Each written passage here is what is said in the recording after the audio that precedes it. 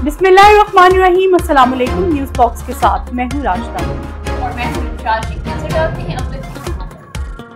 कमसिन इराकी बच्चे को मां ने नमक खिलाकर दर्दनाक तरीके से मार दिया। सोशल मीडिया पर शदीद रद्द-ए-अमल। इराक में एक शकील कल्ब खातून ने अपने कमसिन सौतेले बेटे को बड़ी मिकदार में नमक खिलाकर दर्दनाक तरीके से मार दिया।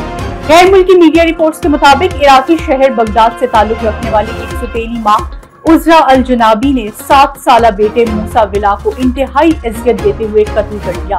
सौतेली मां ने कमसिन लड़के मूसा को जबरदस्ती 1 किलो से ज्यादा नमक खाने पर मजबूर किया और खाने से इनकार पर इसे तेज धार आले से जख्मी कर दी गई। बच्चे की तस्वीर भी इराकी सोशल मीडिया पर वायरल हुई।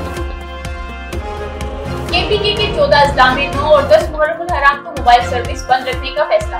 महकमा दाखिला के मुताबिक पिशावर, एबटाबाद, धनसेरा, हरीपुर में नमी, मुहर्रम हराम और आशूरा के मौके पर इमाम बारगाहों के आसपास मोबाइल सर्विस मुअत्तल रहेगी। इसके अलावा कोहाट शहर, हंगू, करक, औरंगज़ई, बलू शहर, लकी वरद, बीआई खान और टानक में भी मोबाइल सिग्नल मुअत्तल रहे। महकमा दाखिला के जराये का कहना है कि मर्दान शहर में यौम आशूरा को सुबह 8 से रात 10 बजे तक मोबाइल सर्विस बंद रहेगी, जबकि नौशहरा कैंट में नमी और 10 मुहर्रम हराम को मोबाइल सिग्नल मुअत्तल रहेंगे।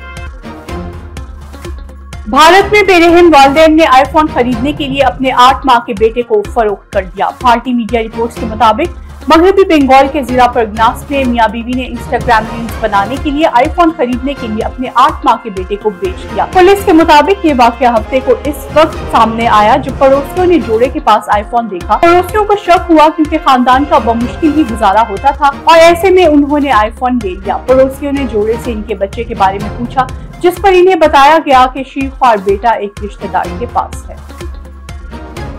अगर पीटीआई हुकूमत चलती रहती तो मुल्क माशी तौर पर तबाह हो चुका होगा। शबर जैदी पीटीआई हुकूमत के चेयरमैन एफडीआर शबर जैदी ने नया पेंडोरा बॉक्स खोल दिया, जिसमें उन्होंने कहा कि अगर तहरीक इंसाफ की हुकूमत चलती रहती तो मुद्दत खत्म होने तक मुल्क माशी तौर पर तबाह हो चुका होगा।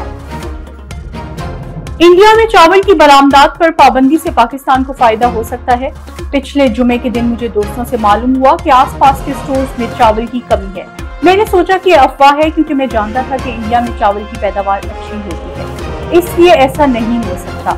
लेकिन फिर दोस्तों और रिश्तेदारों की जानिब से भी व्हाट्सएप पर पैगामात आने लगे कि चावल और आटा दस्तयाब नहीं है। बाद में जब मैं दुकान पर गया तो देखा कि वहाँ रैक जहाँ पर चावल और आटा रखा था वो खाली था। सिर्फ इस वक्त के लिए इतना। मजीद बाखबर रहने के लिए देखते रहिए।